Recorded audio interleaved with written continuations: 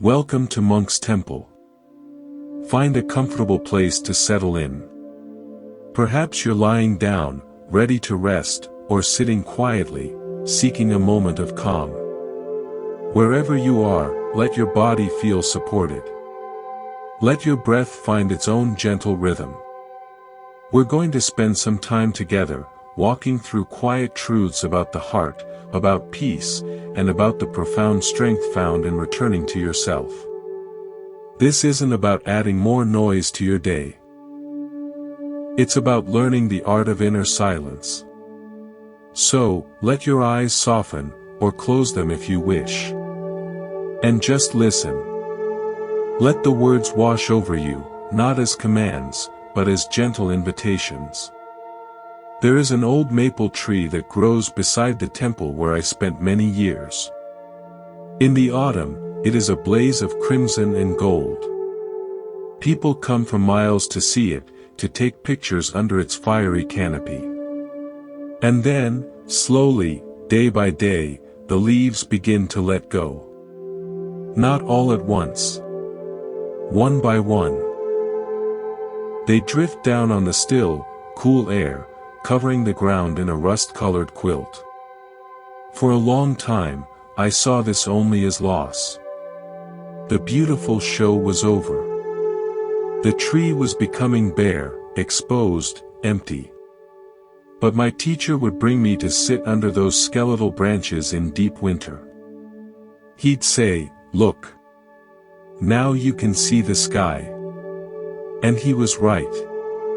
With the leaves gone, the true architecture of the tree was revealed. The strong, graceful branches reaching upward, the intricate web of twigs against the gray sky.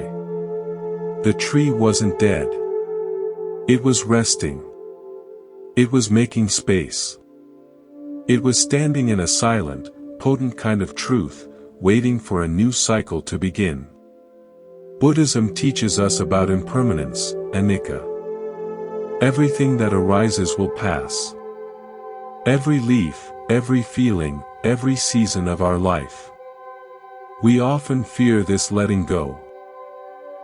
We cling to the colorful leaves of a relationship, a role, an identity, long after their season has ended, terrified of the bare branches. We think the emptiness will be cold, that we will be seen as weak, exposed, unfinished. But what if, like that maple, letting go wasn't about becoming empty, but about becoming clear? What if, in the quiet space left behind, you could finally see the sky? You could finally see the strong, beautiful architecture of your own spirit, unobscured by what you were never meant to carry forever.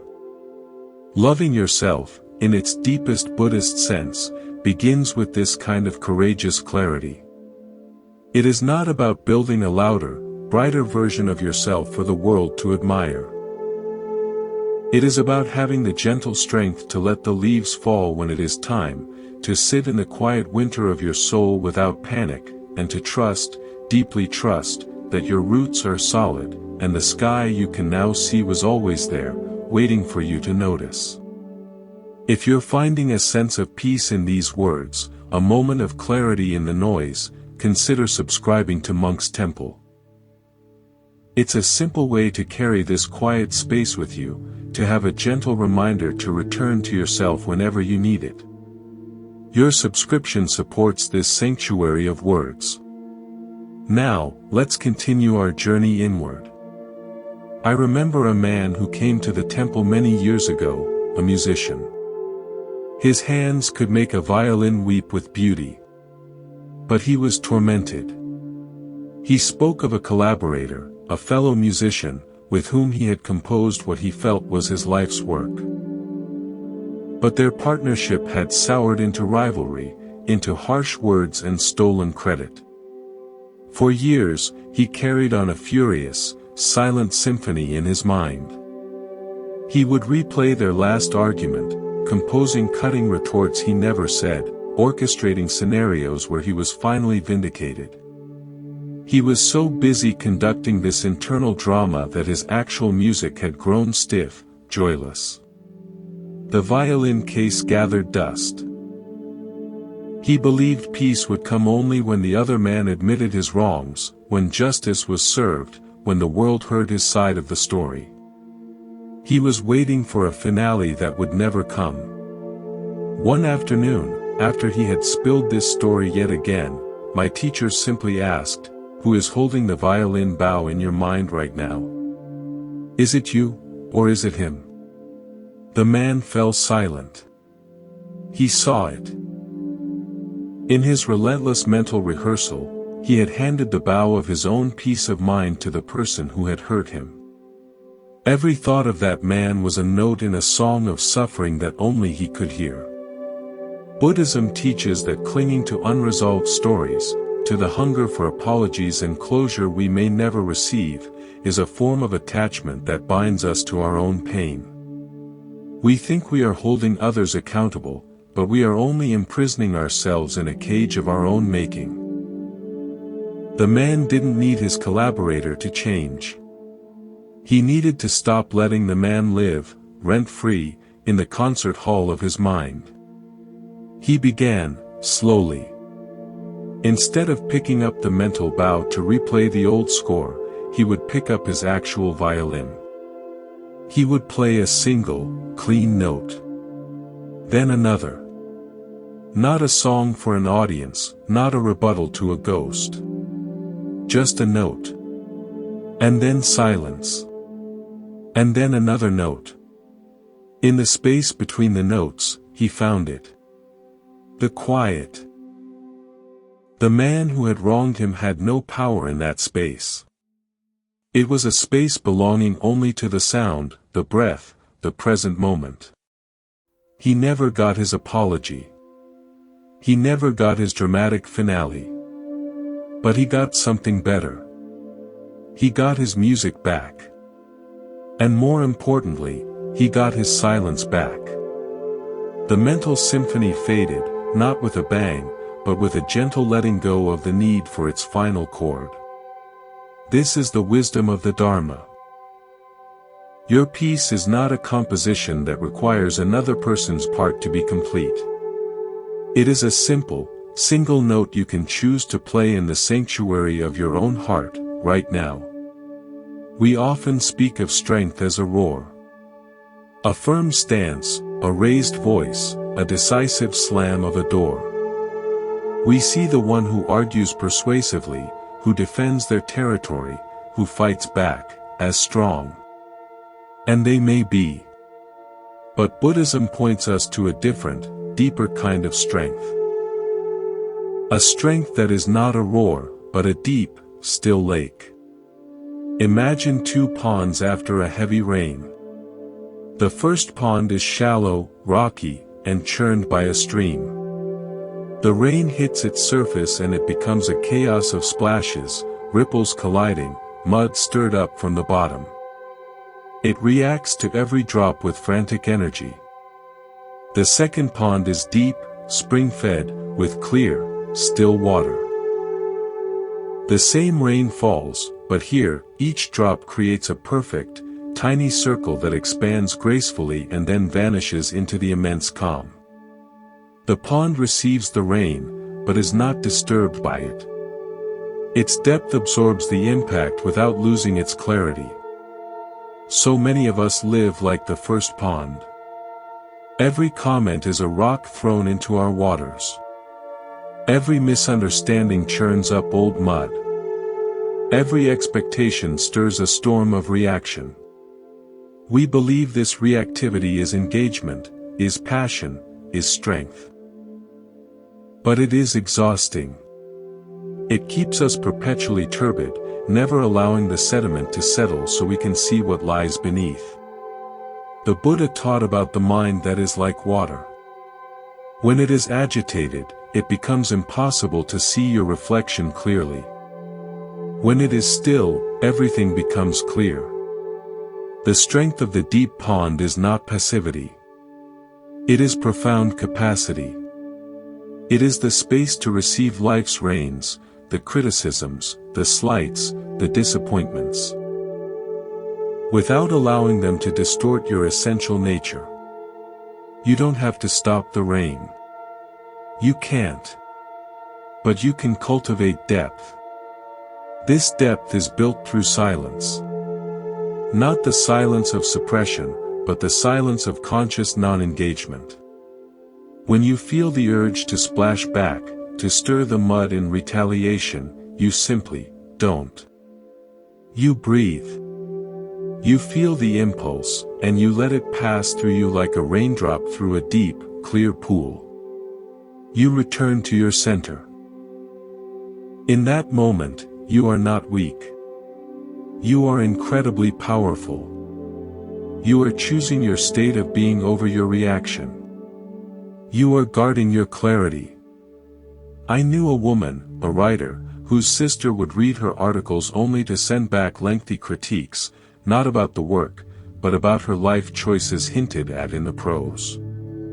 "You sound so lonely here," one email would say. "This paragraph reveals you're still afraid of commitment."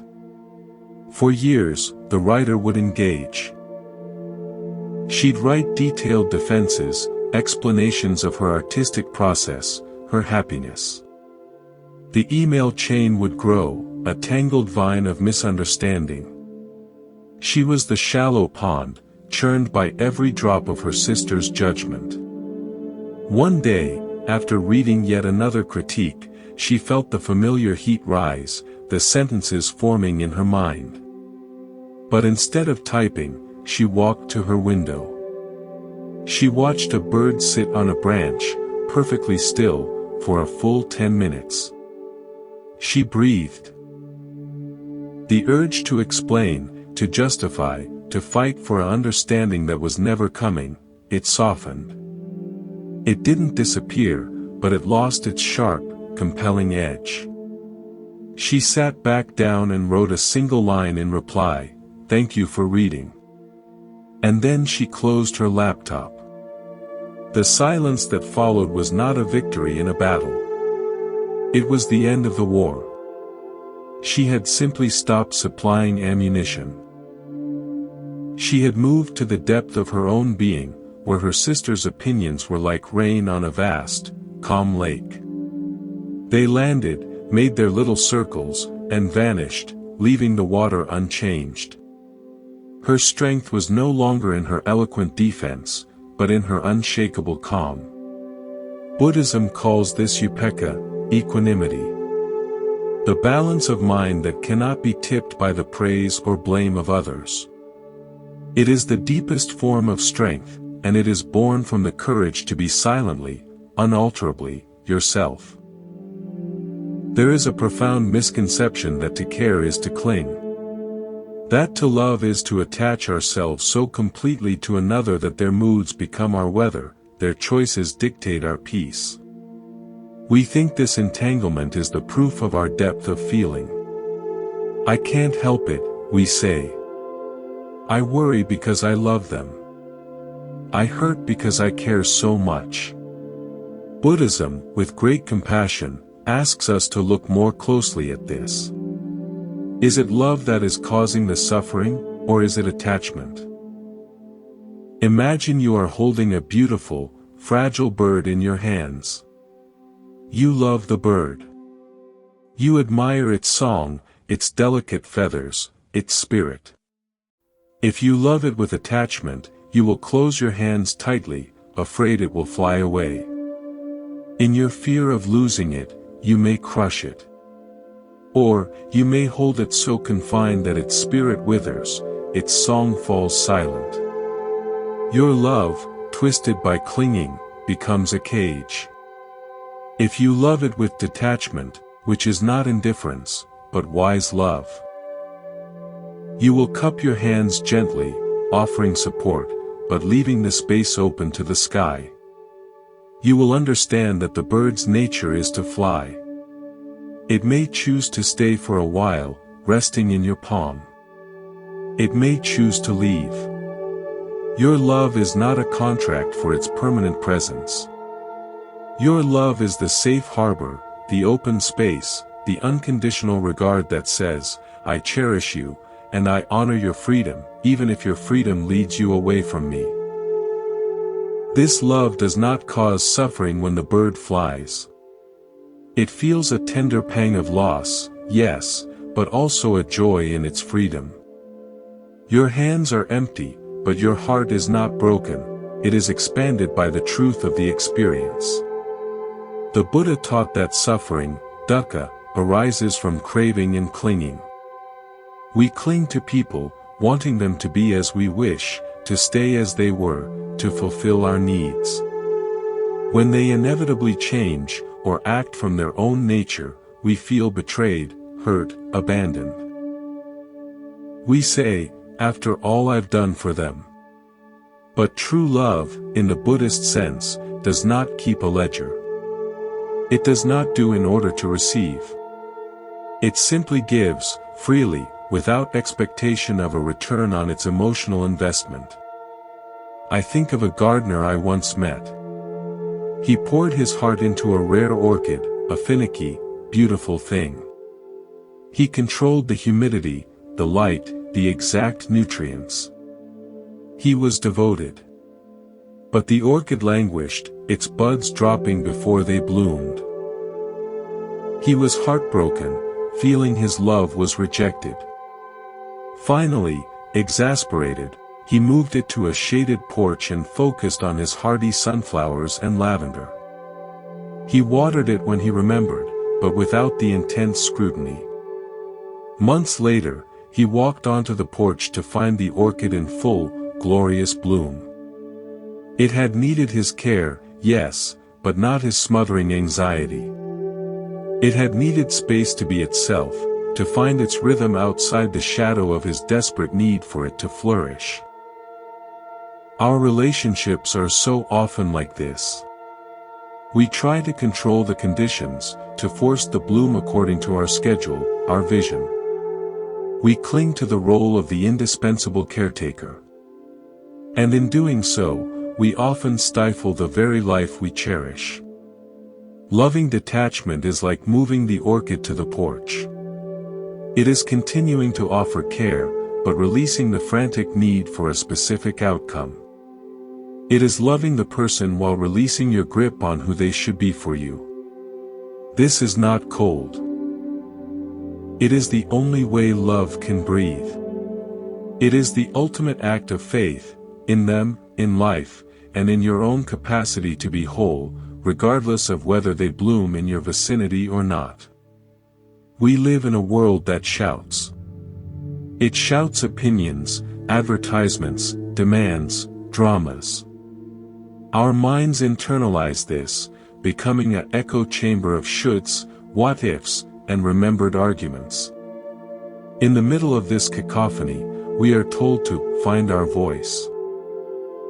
But what if, before finding your voice, you need to find your silence?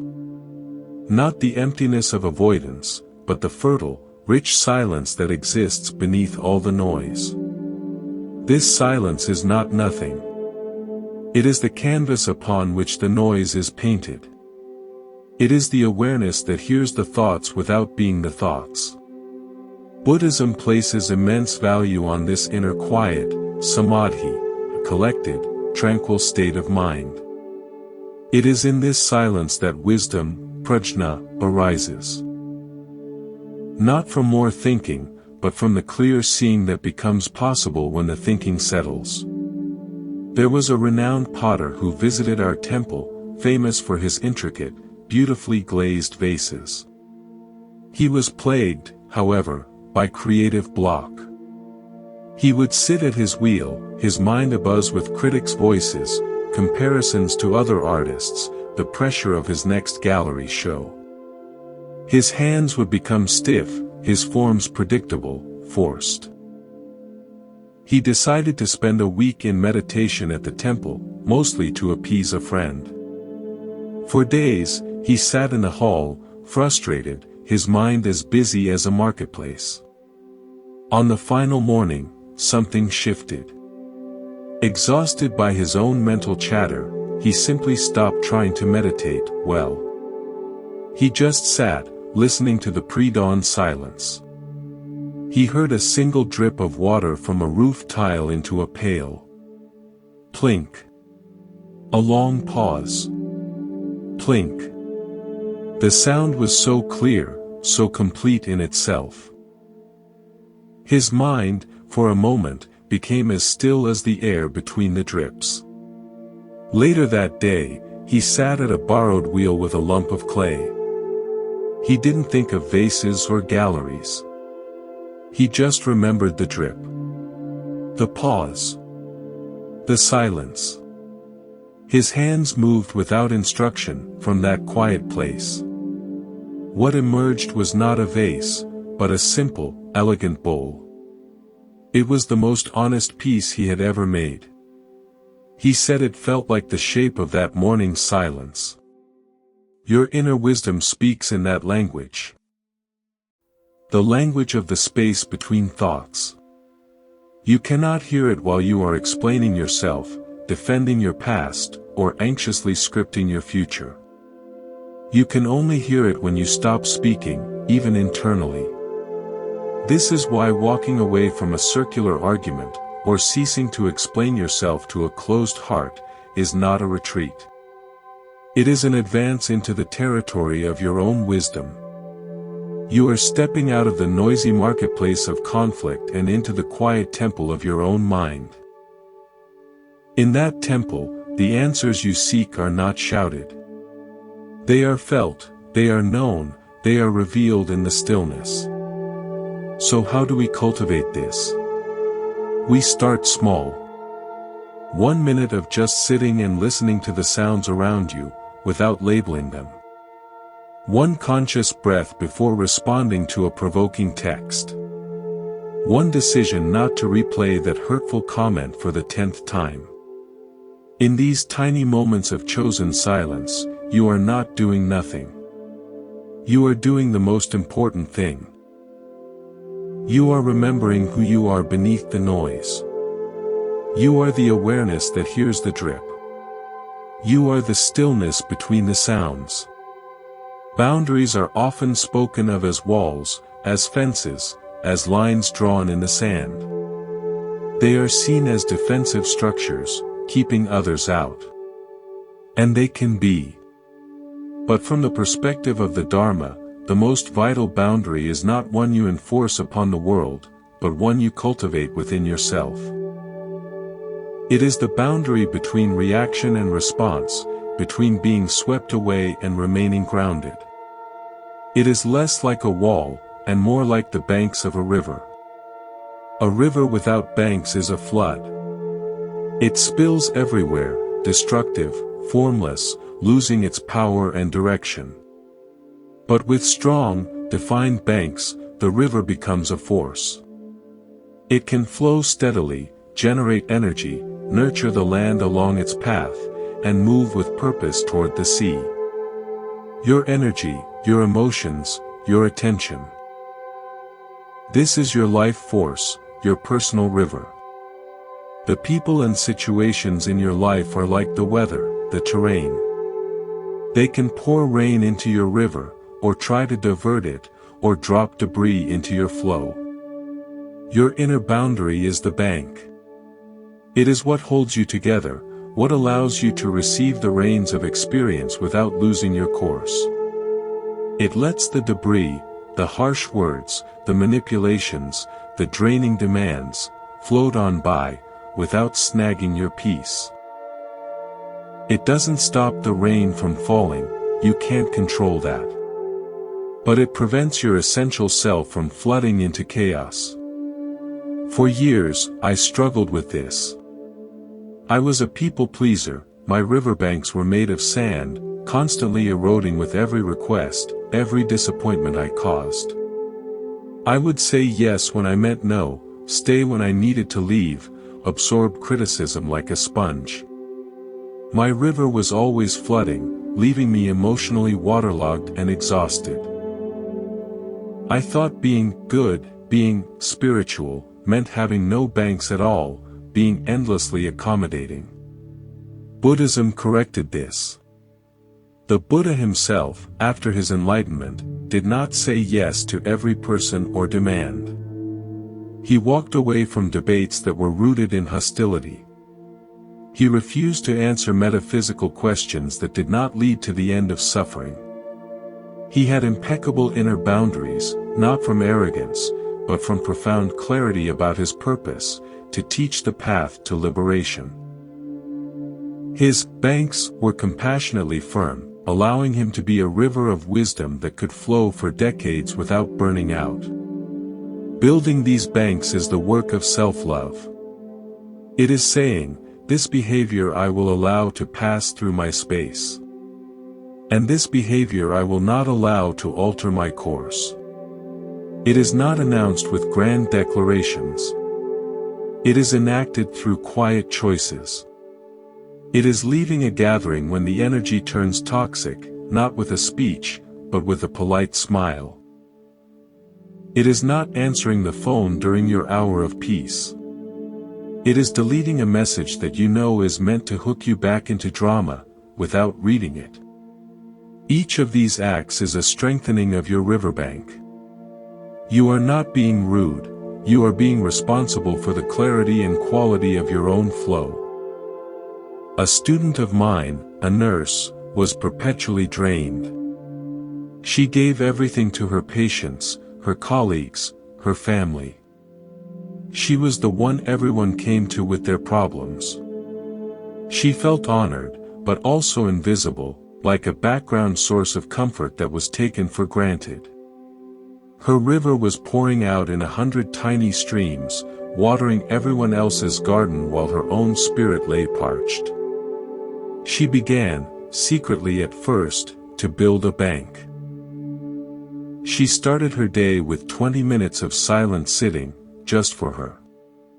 This was her first, sacred boundary.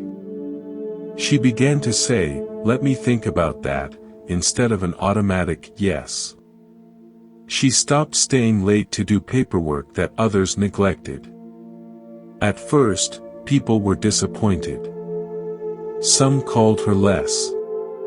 Some made passive-aggressive comments about her new attitude. It hurt. The old sandbanks threatened to wash away. But she held firm. And a miraculous thing happened. As her river began to flow within stronger banks, it became clearer, more powerful. She had more genuine energy for her patients, not less. Her presence became more focused, more calming. And the people who truly valued her, not just what she could do for them, drew closer, respecting the new space she held. The others, those who only wanted her water for their own uses, drifted away. Her boundary wasn't a wall that kept love out. It was the structure that allowed her to hold love within herself, so she could share it from a place of abundance, not depletion.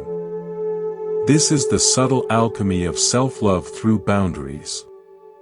You are not building a fortress of solitude. You are becoming a well-defined, graceful river. You can be moved by life, you can receive its contributions, but you are no longer at the mercy of every storm. You have a course. You have a direction. You have a deep, steady flow that is uniquely, powerfully, your own. One of the most tender and difficult recognitions on the spiritual path is that not every connection is meant to be a lifelong bond.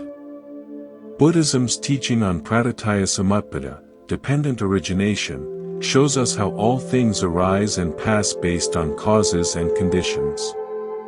A relationship is a beautiful, temporary constellation of causes and conditions, shared time, mutual understanding, aligned paths.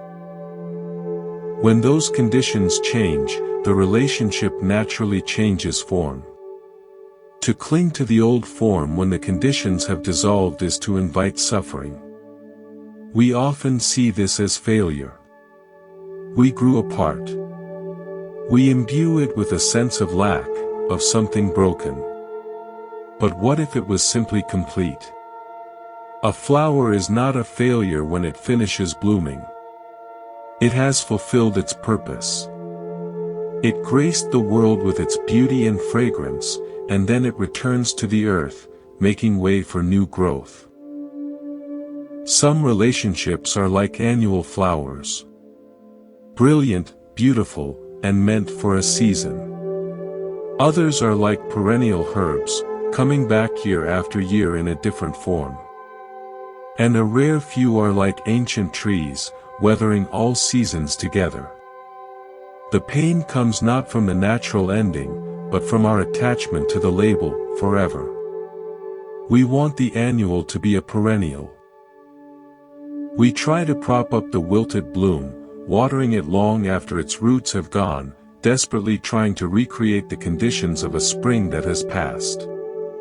Loving yourself means having the courage to look at the relationship as it is now, not as it was or as you hope it could be. It means asking, in its current form, does this connection nourish peace or deplete it? Does it encourage growth or stunt it? This is not a cold, analytical calculation. It is an act of deep honesty, performed with compassion for both parties. I recall a friendship from my youth that was like a bonfire, intense, warming, illuminating. We shared dreams, secrets, and a wild, creative energy. But as years passed, I found myself drawn to quieter, more reflective spaces, to the temple, to silence. My friend's life became louder, more focused on external achievement and drama. Our meetings, once a source of joy, became a source of anxiety for me. I'd leave feeling jangled, as if my inner strings had been plucked too hard. I tried to explain my need for quiet, but she'd laugh and call me the monk, teasing me out of my solitude. I felt guilty for not being the fiery companion she remembered. I clung to the ghost of our old bonfire, sitting in its cold ashes, shivering, and pretending to feel warm. I was loyal to a memory, but disloyal to the person I was becoming. The letting go happened not with a fight, but with a gradual quieting. I stopped forcing visits. I stopped trying to explain my inner world in a language she no longer spoke. I sent loving thoughts on her birthday, celebrated her successes from afar, but I stopped trying to rebuild the fire. It was a silent, gentle divergence of paths. There was grief, yes. A mourning for the warmth that was. But beneath the grief was a profound relief, like taking off a coat that was too heavy for the new climate of my soul. Buddhism teaches that true compassion includes compassion for yourself. Allowing a relationship to change form, or even to end, when it no longer serves the growth of either person, can be the most compassionate act for all involved. It frees them to find connections that resonate with who they are now, and it frees you to honor your own path. You are not cutting them out of your heart. You are simply acknowledging that the path has forked. You can send love down their road, while continuing, with peace, down your own. So, how do you know when it's time? Your body will tell you. Do you feel tense before seeing them? Drained for days after? Do you hide parts of yourself to keep the peace? Your spirit will tell you. Does the connection feel like a weight, or like wings? Be honest. Loving yourself means trusting these quiet signals more than the loud, societal story that says, forever, is the only measure of love's success. Sometimes, the greatest love is expressed in a grateful, silent release, making space for both souls to grow in the direction of their own light. We speak of healing as if it is a destination. A place we arrive at after we've processed the pain, learned the lesson, and closed the chapter. We seek closure, that final stamp that says, resolved. But Buddhism, in its deep understanding of the mind, offers a different view. Healing is not a destination you reach. It is a quality of presence you bring to this moment, regardless of the scars you carry. Imagine you have a deep cut on your arm. In the immediate aftermath, it requires active care, cleaning, stitching, bandaging, protection from injury. This is the acute phase. But after the stitches come out, after the scar forms, the wound is healed. Yet the scar remains. It is a part of your history, etched into your skin. You don't spend your life constantly re-bandaging the scar. You acknowledge it's there. It may ache when the weather changes. It may tell a story if someone asks. But it is integrated. It is part of the landscape of you. The healing was not the disappearance of the mark, but the body's wise process of repair and integration. Emotional and spiritual healing is the same. The loss, the betrayal, the childhood pain. These leave scars on the heart. The healing is not the erasure of the memory or the scar. It is the integration of the experience into the wholeness of who you are. It is when you can touch the memory without reopening the wound. When the story no longer bleeds into your present, but simply rests in your past. We delay this integration by constantly picking at the scar. We do this by replaying the scene, seeking vengeance, demanding apologies, telling and retelling the story from the place of the wounded one. Buddhism sees this as a form of upadana, clinging. We are clinging to our identity as the injured party. As long as we do that, the wound stays fresh, because we are continually reinvesting in it. True healing begins with a radical act of self-love. You stop telling the old story to yourself. Not by suppression, but by conscious release. You acknowledge it happened. You honor the pain it caused. You might say, that was a time of great hurt for me. And then, you let the sentence end. You don't follow it with, and that's why I am, or, and they should have. You simply let the fact of it sit in the past. You turn your attention, gently but firmly, to the sensations of the present moment, the feeling of your breath, the sound in the room, the light on the wall. This is the mindfulness the Buddha taught. It is not about having a blank mind. It is about training the mind to reside in the actual, sensory reality of now, rather than the painful, mentally constructed reality of then. Each time you bring your awareness back from the old story to your present breath, you are doing a profound act of healing. You are telling your nervous system, that is over. We are safe now. You are integrating the scar. I worked with a veteran who carried the searing memories of combat. They would intrude at random times, pulling him back into terror and guilt. He called them the loops. His healing didn't begin when the loops stopped coming, they still did. It began when he learned to meet them differently. Instead of fighting them, drowning them in substance, or getting lost in them, he was taught a simple practice. When a loop started, he was to find one thing he could see, one thing he could touch, and notice his breathing. See the wall. Feel the fabric of your shirt. Breathe in, breathe out. At first, it was a struggle. The loop was loud. But over time, he found that in the space between see the wall and breathe out, the loop lost its absolute power. It became a background noise, while his foreground was the solid wall, the soft fabric, the steady breath. The memories didn't vanish. But they were integrated. They became scars he carried, instead of open wounds that controlled him. He had healed by learning to inhabit the safety of the present moment, again and again. Your heart scars may be from different battles. The principle is the same. Healing is not behind you, in a resolved past. It is right here, in your next conscious breath. It is the daily, gentle choice to inhabit the present where you are whole, rather than the past where you were wounded. This is the ultimate act of self-love. To choose, moment by moment, to live in the country of now, and to be a kind, welcoming host to yourself here.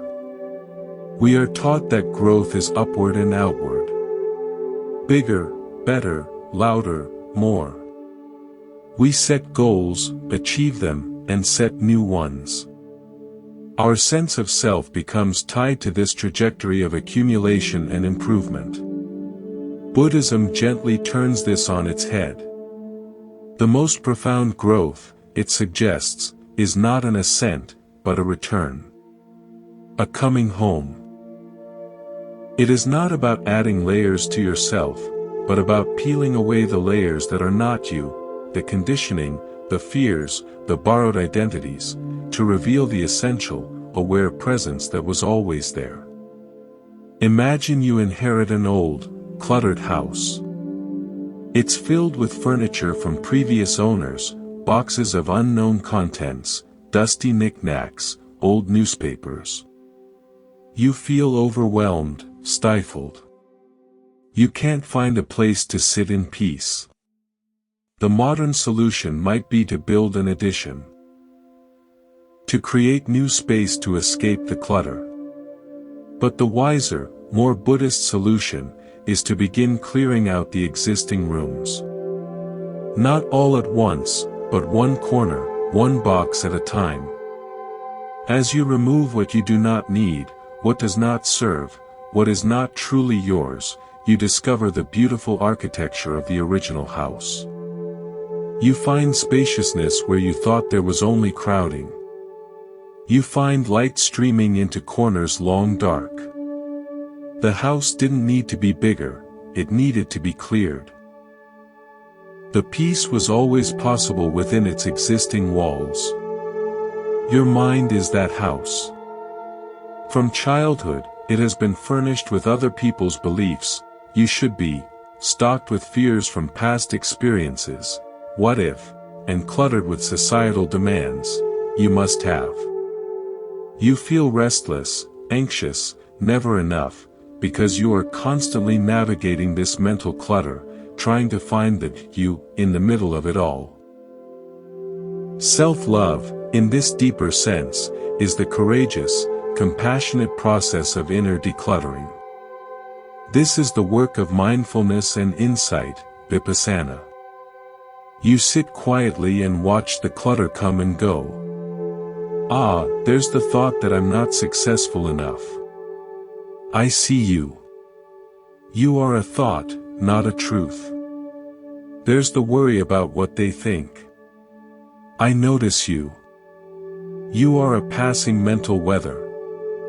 You don't fight the clutter. You just stop identifying with it. You stop believing every piece of furniture in your mind is a permanent part of the structure. With this non-judgmental awareness, the old, useless pieces gradually lose their power. They may still appear, but you don't dust them or rearrange them. You let them be, and they slowly lose their vitality. As the clutter clears, what remains? Not a blank emptiness, but the essential qualities of the house itself: awareness, presence, compassion, inherent worth. These were always there, under the piles. This is your true nature, what some schools of Buddhism call Buddha nature. You are not becoming a better person. You are remembering the fundamentally whole, aware being you already are. I have a friend who was a relentless self-improver. He did every course, read every book, optimized his diet, his sleep, his productivity. He was a human project. And he was exhausted, always feeling one step away from the finished version of himself. A health scare forced him to stop. Confined to a bed, with nothing to improve, he was left with just himself. At first, it was terrifying, just the clutter of anxiety and self-criticism. But as the weeks passed, with nothing to do but be, something shifted. The frantic voice of the improver grew quiet. He began to notice simple things, the pattern of light on his blanket, the kindness in his nurse's eyes, the peace of an afternoon nap. He wasn't better. He was just present. And in that presence, he found a sense of okayness that no achievement had ever given him. When he recovered, he didn't abandon all growth. But the motivation changed. He wasn't running from a deficient self toward a perfect one. He was exploring life from a place of already being whole. His actions came from curiosity and love, not from fear and lack. He had cleared enough clutter to come home to himself. Your journey of self-love is this homecoming. It is not about adding more medals to your chest or more lines to your resume. It is about sitting quietly in the clearing you make in your own heart and discovering, with a sigh of relief, that you were home all along. Every time you choose silence over frantic explanation, peace over winning an argument, or solitude over draining company, you are not retreating. You are removing one more piece of clutter. You are coming home. In a world that prizes certainty, not knowing feels like a failure. We are supposed to have a plan, an opinion, a 5-year vision. We label our feelings quickly, define our relationships neatly, and craft stories about why things happen. This mental certainty gives us a sense of control. But Buddhism invites us into the wisdom of beginner's mind, a mind that is open, curious, and free from the constraints of fixed views. It invites us to embrace the fertile, creative space of, I don't know. Think of 2 artists. The first has a detailed sketch. She knows exactly what the final painting should look like, the colors, the composition, every brushstroke. She executes the plan perfectly. It is technically proficient, but it may lack life, spontaneity, surprise. The second artist stands before a blank canvas with only a feeling, a question. She allows the colors to mix on the palette, makes a mark, responds to that mark, follows an intuitive thread. The painting emerges through a dialogue between her and the canvas. It is alive, unpredictable, authentic. It contains discoveries. Our lives can be approached in these 2 ways. We can cling to the detailed sketch, my life should look like this by 30. This person should act like that. This event means I am a failure. When reality inevitably deviates from the sketch, we suffer. We try to force life back onto our predetermined lines.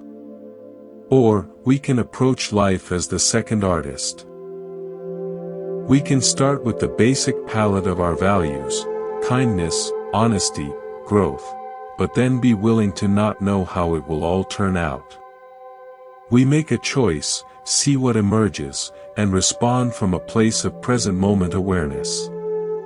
We allow the painting of our life to unfold, which requires the courage to tolerate ambiguity, to live in the question. The Buddha taught that fixed views, ditthi, are a fetter that binds us. When we are certain we are right, when we are certain about the nature of others, we stop seeing clearly. We see our projections, not reality. I don't know, is not ignorance. It is the humility that makes learning and true connection possible. It is the space where empathy grows, because you are not comparing someone to your pre-existing sketch of them, you are actually meeting them where they are. I learned this from a master gardener at the temple. I would ask, why did this plant die? What did I do wrong, seeking a neat formula? He would shrug and say, maybe too much water. Maybe not enough sun. Maybe the soil. Maybe just its time. We'll try something different next season. He held the outcome lightly. His, I don't know, was not defeatist, it was spacious. It allowed for observation, experimentation, and a deep collaboration with nature, rather than a desperate attempt to control it. Applying this to self-love is transformative. When you make a mistake, instead of the certain, harsh story, I'm a failure, you can adopt a curious, I don't know. I don't know all the factors that led to this. What can I learn? When someone rejects you, instead of the certain story, I'm unlovable, you can rest in, I don't know. I don't know the full landscape of their heart. My worth is not determined by this single event. This unknowing is a sanctuary. It protects you from the brutal finality of your own negative judgments. Loving yourself means granting yourself the grace of not having all the answers. It means holding your own life story with an open hand, allowing it to be a mysterious, unfolding work of art, rather than a rigid blueprint you are failing to follow. In the spaciousness of, I don't know, you find the freedom to be surprised by your own resilience, your own capacity for change, and the unexpected beauty that can emerge from the canvas of a life lived with open-eyed curiosity. Rest is often framed as a reward. Something you earn after the work is done, after you've been productive enough, after you've proven your worth. We collapse on the couch feeling guilty, scrolling mindlessly, calling it rest but not feeling rested. Buddhism reframes rest not as a prize, but as a fundamental rhythm of being, as sacred as activity. It is not the opposite of work, it is the necessary counterpart, the silence between the notes that makes the music. Look at nature. The earth rests in winter. The day rests in night. The tide rests at the slack. This is not laziness, it is a deep, intelligent process of restoration, integration, and preparation for the next cycle. To deny yourself rest is to place yourself outside the natural order, to believe you must be a perpetual motion machine. This is a recipe for exhaustion, illness, and a joyless, driven life. The Buddha himself rested. He practiced moderation, the middle way between extreme asceticism and indulgence. He and his monks had a rhythm of meditation, teaching, walking, and rest. They observed the rain's retreat, a period of quiet, settled practice during the monsoon. Rest was built into the structure of the path. Self-love means honoring your own need for this rhythm. It means listening to the whispers of fatigue before they become screams of burnout. It means seeing an afternoon of doing nothing not as wasted time, but as fertile fallow ground. In that stillness, the subconscious mind integrates lessons, creativity stirs, and the nervous system recalibrates to a state of safety. You are not doing nothing. You are doing the essential work of being. I think of a high-powered executive who came to the temple on retreat, utterly burned out. She slept for 2 days straight. When she finally joined the meditation, she was fidgety, angry at the silence. I should be working, she'd mutter. One afternoon, during a walking meditation period, she found herself standing still under a giant oak, just watching a ladybug climb a blade of grass. She watched it for what felt like an hour. In that utterly pointless, restful observation, something in her cracked open. She started to cry, not from sadness, but from release. She realized she had not allowed herself a moment of pure, purposeless presence in decades. Every second had been monetized, optimized, accounted for. That ladybug, and the space to watch it, was a gift her soul had been starving for. She didn't quit her job. But she began to build pockets of sacred rest into her life. 10 minutes of just staring out the window with a cup of tea. A weekend a month with no plans. She stopped glorifying busyness. And a funny thing happened. Her work became more focused, more intuitive, less effortful. She was drawing from a well that was now being refilled, rather than desperately scraping the bottom. Loving yourself is giving yourself permission to follow the natural tide within you. To work when the energy for work flows, and to rest, truly, guiltlessly rest, when the tide ebbs. This rest can be sleep. It can be a walk without a destination. It can be sitting with a pet. It can be simply breathing and feeling the air move in and out of your body. In these moments, you are not proving your worth. You are inhabiting it. You are practicing the deep truth of Buddhism, that your value is intrinsic, not contingent on your output. You are worthy of rest simply because you exist. And from that rested, replenished place, your actions in the world will naturally be more compassionate, clear, and effective. We are taught that forgiveness is something we grant to others. It's a moral imperative, a virtue. You should forgive. But this often leads to a forced, superficial pardon that leaves a residue of resentment. Buddhism, while emphasizing forgiveness, Kanti, roots it in a clear-eyed understanding of cause and effect and, most importantly, in self-interest. The person you are truly freeing when you forgive is yourself. Holding on to resentment is like drinking poison and expecting the other person to die. You are the one who remains toxified. The anger, the hurt, the replaying of the injustice, this all happens in your mind, in your body. It tenses your muscles, raises your blood pressure, and consumes your mental energy. The other person may be utterly oblivious, living their life in peace. You are the one carrying the hot coal, hoping to throw it at them, while it burns your hand. Forgiveness, in the Buddhist sense, is the intelligent act of dropping the coal. It is not saying what they did was okay. It is not reconciling or inviting them back into your life. It is simply a decision, made for your own peace, to stop carrying the burden of their action inside you. It is a change in your own internal relationship to the past event. This is where it becomes an act of supreme self-love. You look at the resentment and ask, is this serving my peace? Is this contributing to my healing?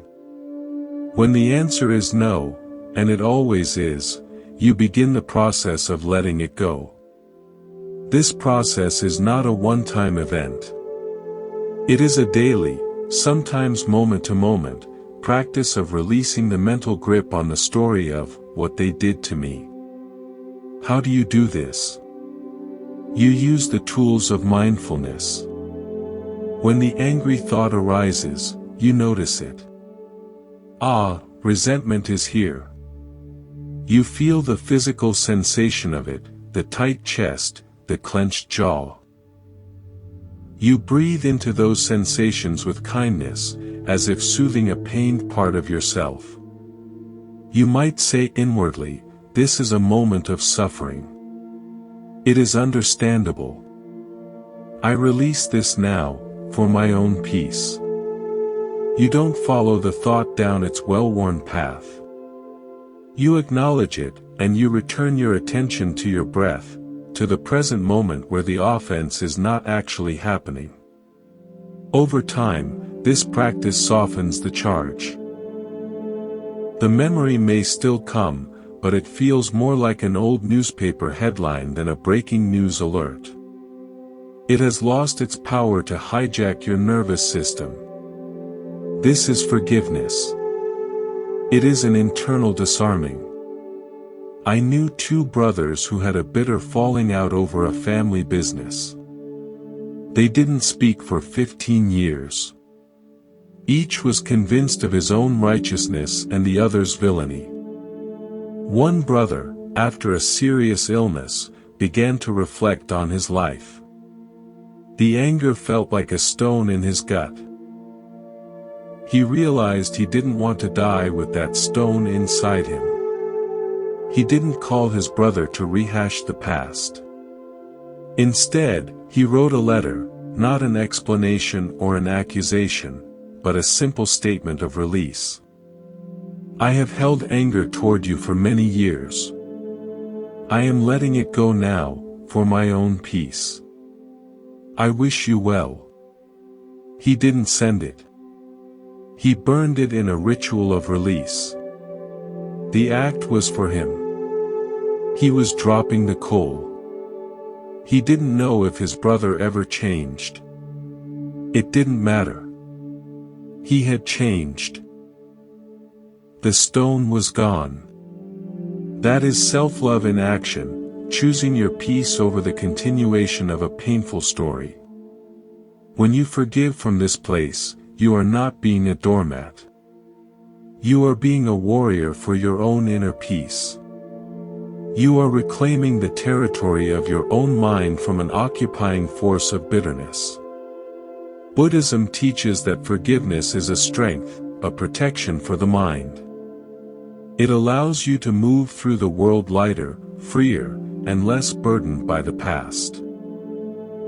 You love yourself enough to not let someone else's actions, however hurtful, define the quality of your inner life forever.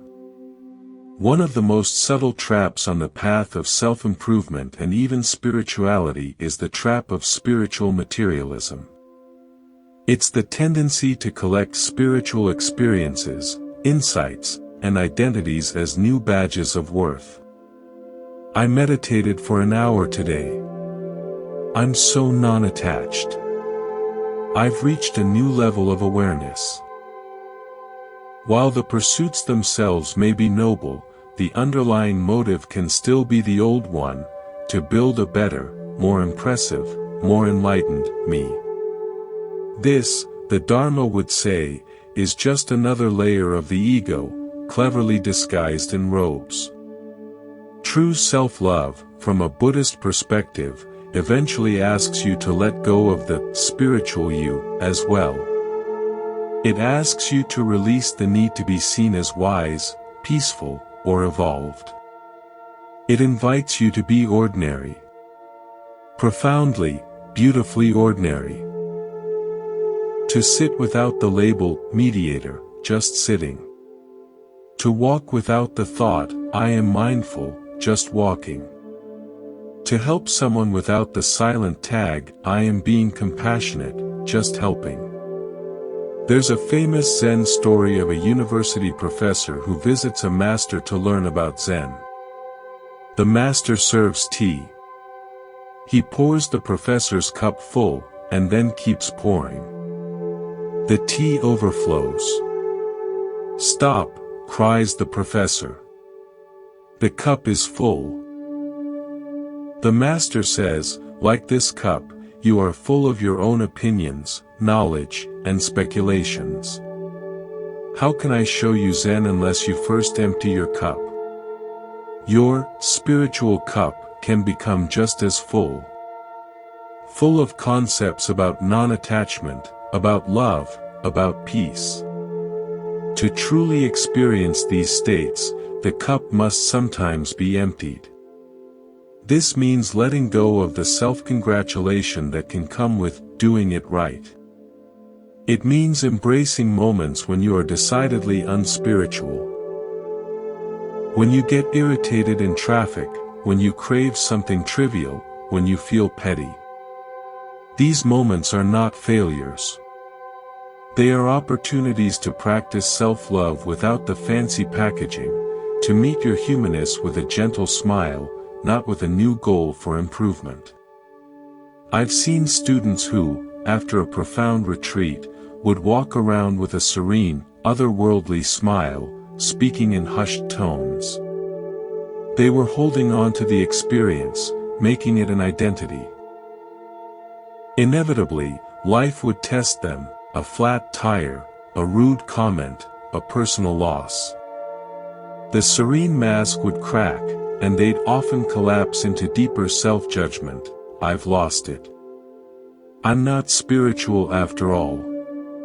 The teaching was to let the serene mask go, both the high and the low. To be the one who is, simply, amidst the changing weather of experiences. Loving yourself at this deepest level is to love the empty cup as much as the full one.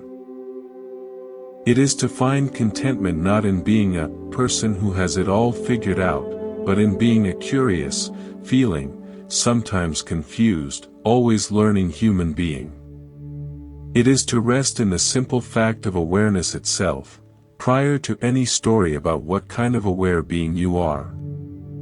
In this ordinariness lies an extraordinary freedom. You are no longer performing spirituality for yourself or others. You are just living, from a place of simple, unadorned presence. And that, perhaps, is the most genuine expression of self-love there is, to be so at home with yourself that you don't need to be special, even spiritually special, to feel worthy of your own affection. As we near the end of our time together, let's circle back to where we began, the image of the tree in winter. The leaves have fallen. The structure is bare, open to the sky. This is not an end, but a profound kind of beginning. Loving yourself is this ongoing, gentle return to your own essential structure.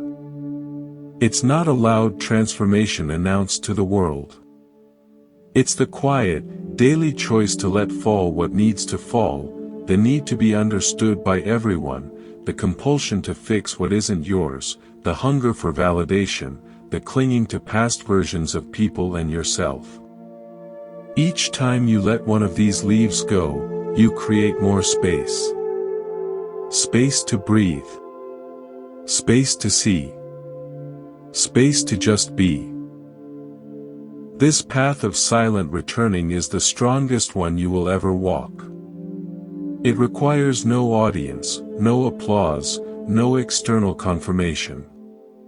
Its validation is the deep, settling peace you feel in your own chest.